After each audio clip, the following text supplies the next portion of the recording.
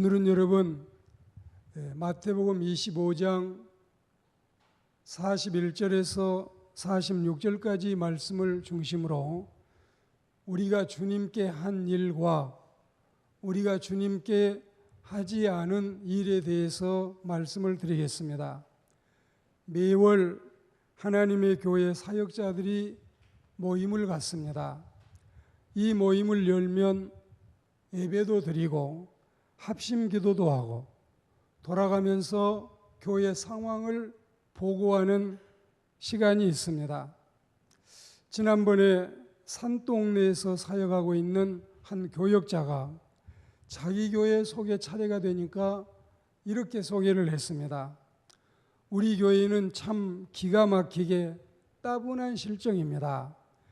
대부분의 신자들이 병자들과 사업 실패자들과 가정 파탄자들 혹은 무주택자들로 이루어져 있는데 그나마 그들의 형편이 좀 나아지면은 혹은 주택을 마련하거나 직장을 얻게 되면은 바로 이 산동네를 떠나갑니다. 그러면 또 다시 전도하고 빈자리를 채우는데 또 새로운 신자들도 실패자, 빈민자, 병든 자만 모여드니까 언제쯤이면 우리 교회가 좀 형편이 나아질까요? 답답합니다. 이렇게 보고를 하니까 조용히 듣고 있던 한 분이 이렇게 대답을 했습니다. 오직하면 그렇게 말씀을 하시겠습니까? 충분히 심정은 이해가 됩니다. 그렇지만 이게 바로 교회 사명이고 이게 바로 하나님의 뜻이고 이게 바로 복음의 역사가 아니겠습니까? 교회는 가난한 사람들, 병든 사람들, 실패한 사람들, 소외받는 사람들, 어려운 사람이 오셔서 하나님의 말씀을 통해서 은혜를 받고 복을 받는 장소가 아니겠습니까? 모두가 아멘하고 아무 대꾸도 더 하지 못하고 다음 교회 보고를 받는 시간을 갖게 됐습니다. 이 일이 있고 나서 저는 집에 돌아오면서 곰곰이 생각을 해봐도 하나도 틀림이 없는 말, 너무나 당연한 이야기입니다. 우리 교회가 이런 자세로 복음을 위해서 일하고 목회 사역자들이 이런 심정으로 복음을 위해서 일하고 그리고 온 교회 신자들이 이런 마음으로 세상을 섬기고 교회를 섬길 때 하나님은 기뻐하시리라고 믿는 겁니다. 우리가 살고 있는 이 세상에는 약자 동정이라는 말이 있습니다. 사람들은 인지상정으로 약자의 편이 되곤 합니다. 그렇지만 이렇게 선한 마음을 가지고 약자의 편이 되는 사람도 있지만 현실은 약자를 무시하기, 약자를 이용하기, 약자들을 무참히 짓밟는 경우도 흔하다 이겁니다.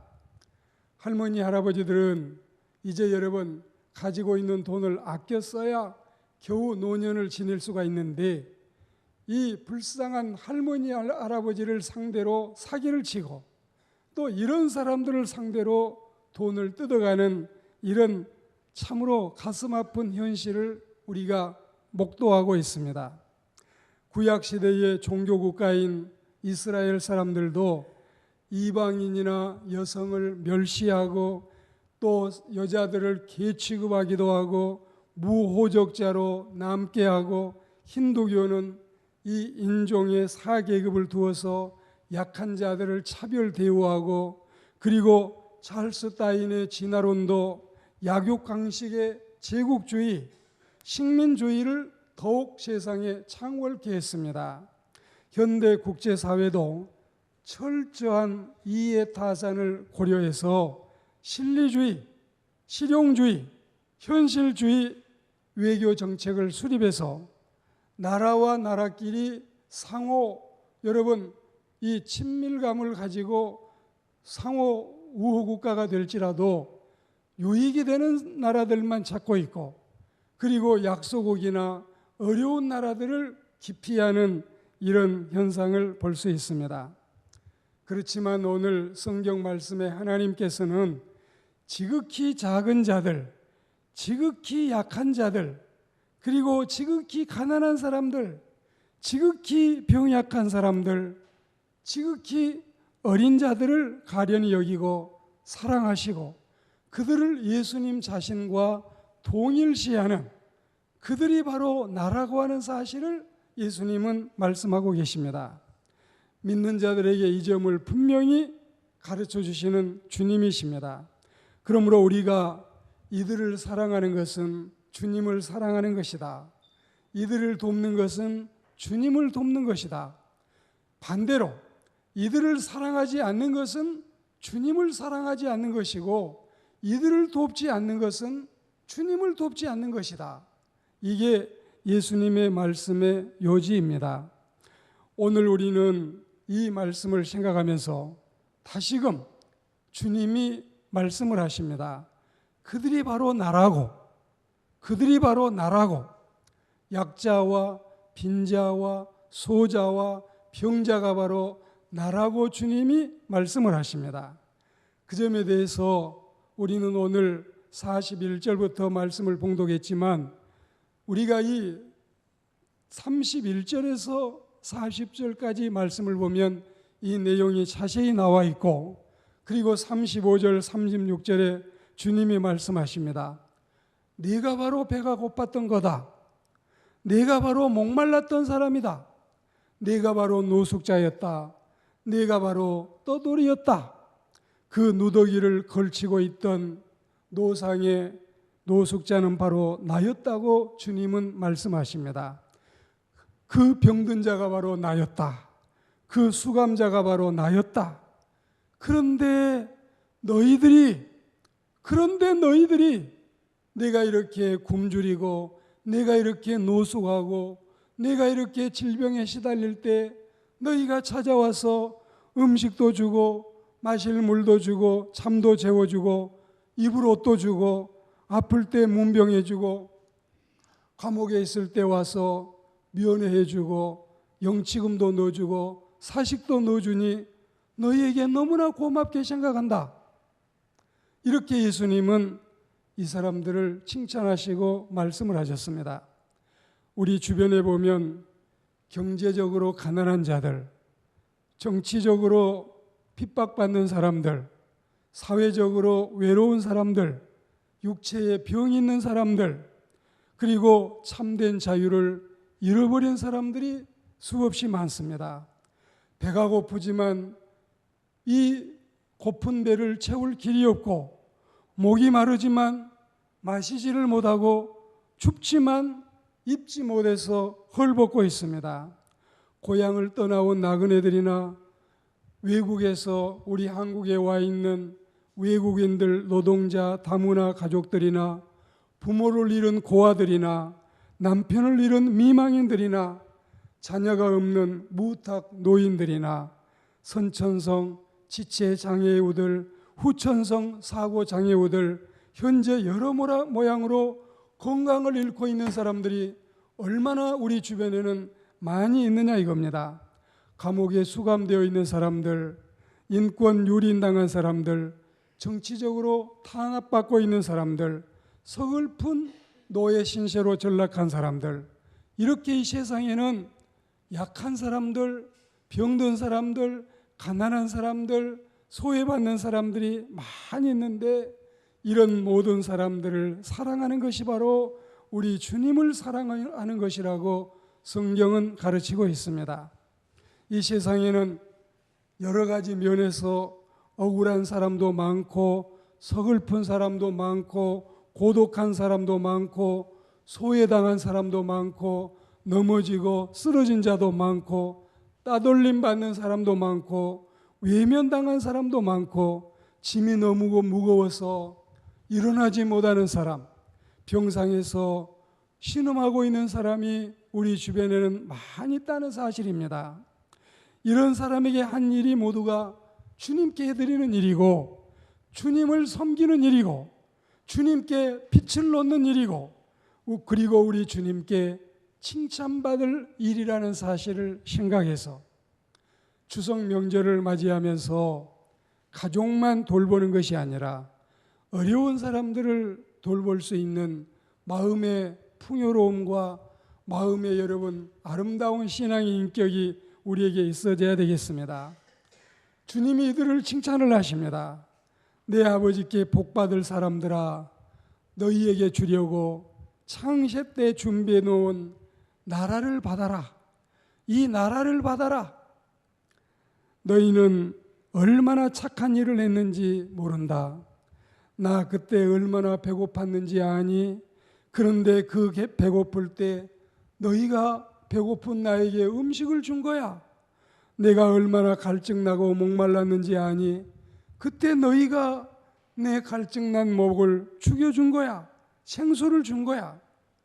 이렇게 시작한 예수님의 칭찬은 계속되는데, 오늘 여러분 성경 말씀에 이 6대 긍휼, 먹을 음식을 주는 거, 마실 음료 주는 거, 기거할 숙소를 제공해 주는 거, 그리고 또한 의복을 제공해 주는 거, 문병하고 신방해 주는 거, 영치금과 사식을 넣어주는 거, 그리고 이어서 죽은 사람, 길거리에서 죽은 사람을 거두어서 장례식 치러주는 거, 이게 모두가 예수님께 한 일이라고 주님은 칭찬을 하십니다. 그리고 여기 지극히 작은 자 하나에게 한 것이 곧 내게 한 것이다. 예수님은 다른 사람들을 사랑하는 일을 내게 한다고 말씀하십니다.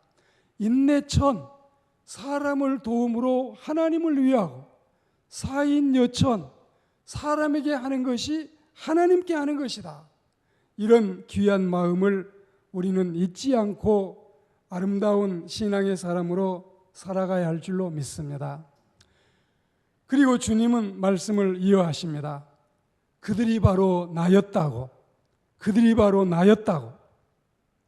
우리 사람들은 어린아이를 보면 자기에게 맛있는 사탕 주는 사람, 그리고 장난감 사준 사람, 용돈 주는 사람, 칭찬하고 머리 쓰다듬어 주는 사람, 이런 사람을 어린아이들은 다 좋아하지요.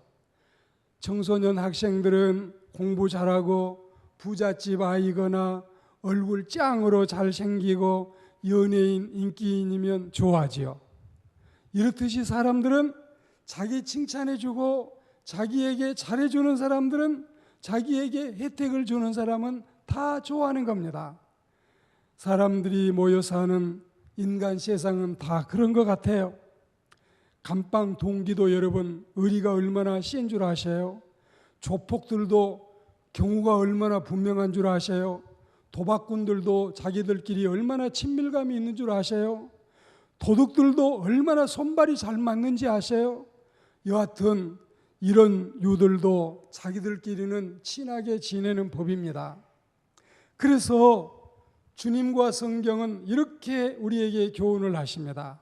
불신자들도, 하나님을 믿지 않는 이방인들도 자기들끼리는 서로 간에 협조하며 도와주며 동조하고 살아가지 않느냐.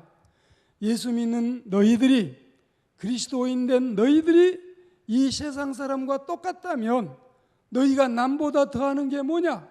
너희가 자랑할 거, 칭찬할 게 뭐가 있느냐? 예수님은 이렇게 우리에게 물으십니다. 너희가 나를 믿고 따르는 제자일진데, 그렇다면 믿음이 없는 이방인들, 즉 그들보다 더하는 것이 무엇이냐? 그러므로 우리는 분명히 이방인들, 불신자들, 진리를 모르는 사람들보다는 훨씬 더 나은 아름다운 삶을 살아가야 할 과제가 있다는 사실을 우리는 기억해야 되겠습니다. 잊지 말아야 되겠습니다. 그리고 여러분, 이들에게 하지 않는 것이 주님께 안 하는 일인 줄을 이 사람들은 꿈에도 상상하지도 못했습니다.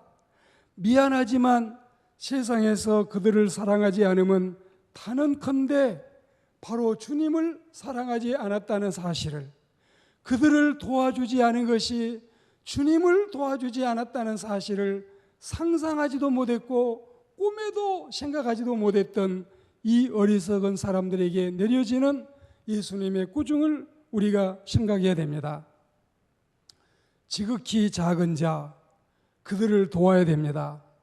마음으로 동정하고 말로 위로하고 물질로 도와주고 노력 봉사를 통해서 재부로 우리의 재능으로 도와주는 지극히 작은 자를 돕는 기준은 주님께 하듯이 하고 자기에게 하듯이 하고 내가 빚진 자같이 그런 심정에서 하라고 가르칩니다.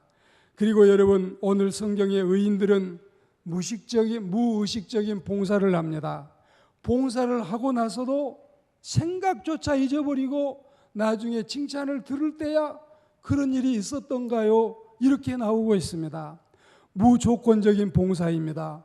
이유도 조건도 아무것도 없이 보상도 바라지도 않고 불쌍한 사람들을 간수했습니다. 숨은 은밀한 봉사했습니다. 오른손이 한 일인데 왼손도 몰랐습니다. 아무도 몰랐습니다. 심지어는 자기 자신도 모르고 있었습니다. 그런데 악인들은 무관심한 인생관으로 살았습니다. 빈자와 약자와 병자, 소자들을 꿈에도 생각할 겨를이 없었습니다. 주님은 사랑한다고 했지만 이들을 사랑하는 마음은 추호도 없었던 겁니다. 무가치한 생활관으로 살았습니다. 신앙 따로 생활 따로, 신앙과 생활은 별개로 살았던 이들이었습니다. 무기력한 처세관이었습니다.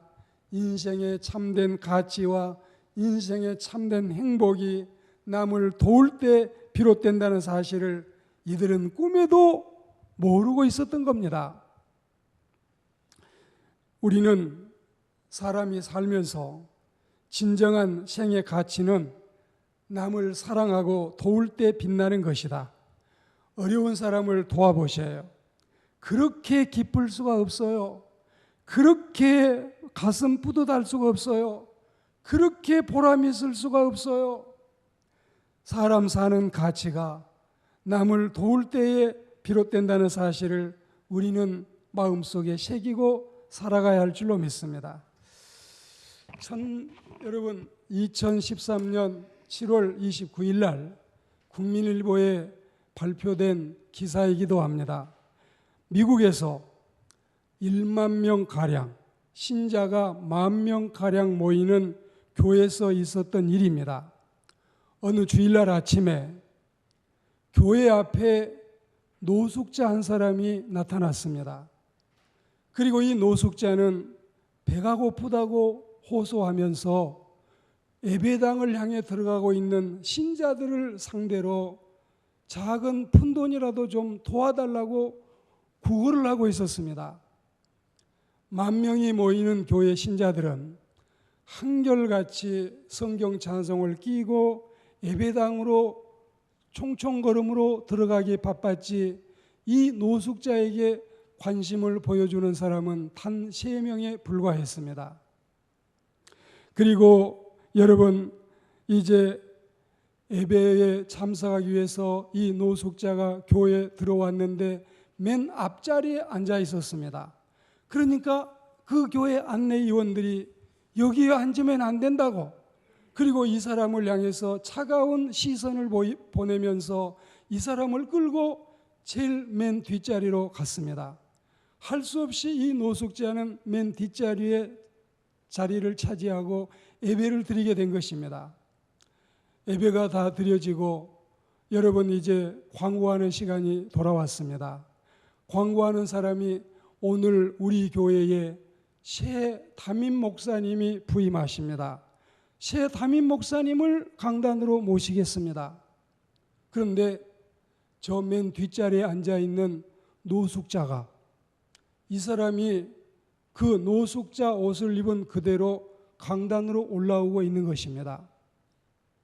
그리고 이 노숙자, 이분이 바로 예레미야 스티펙이라고 하는 목사님, 이 교회 새로 부임해 오신 목사님이었는데, 이분이 오늘 우리가 읽었던 마태복음 25장 31절에서 46절 성경 말씀을 차근차근 읽어 나갔습니다. 교인들은 여러분 경악했습니다. 그리고 교인들은 굉장히 당황했습니다. 노숙자가 바로 우리 교회 새로 오실 담임 목사님이었단 말이냐. 교인들은 부끄러웠고 수치심에 얼굴을 들지 못했습니다. 여기저기에서 흑흑 흐느끼면서 울면서 회개하는 사람들이 많이 일어났습니다. 사랑하는 그리스도인 여러분, 그 에레미야 스티펙이라고 하는 목사님은 내가 줄일 때에 너희가 먹을 것을 주었고 내가 줄일 때에 너희가 먹을 것을 주지 아니하였고 35절과 42절 말씀을 힘주어 설교했습니다. 이 구절은 예수 그리스도께서 양과 염소를 구분하실 때 의인과 악인을 선별하실 때 주셨던 오늘 이 하나님의 말씀입니다. 스티펙 목사님의 설교가 마쳐지자 회중은 무언가에 심하게 얻어맞은, 참으로 이 망치로 머리를 맞은 듯한 표정들을 하고 있었습니다. 고개를 떨구고 대부분의 신자들은 고개를 들지를 못했습니다.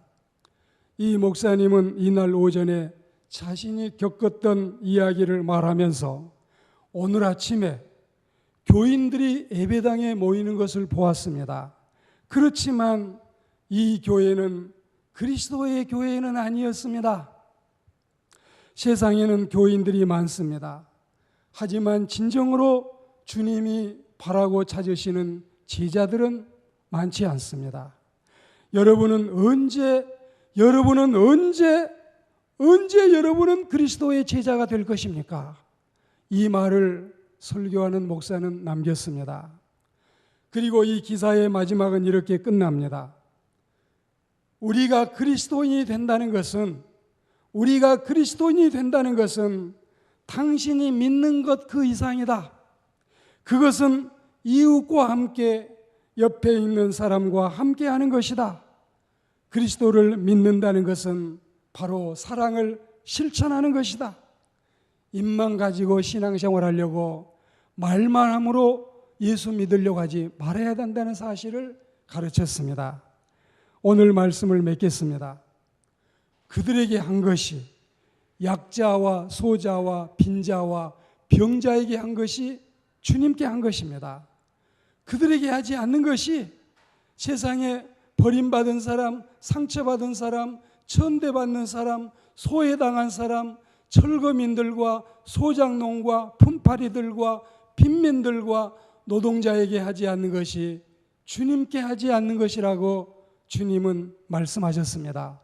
오늘 이 말씀을 가슴에 새기고 돌아가는 저와 여러분이 돼서 세상에 나가서 예수님의 말씀대로 살아가는 예수님의 제자가 되어보지 않으시렵니까?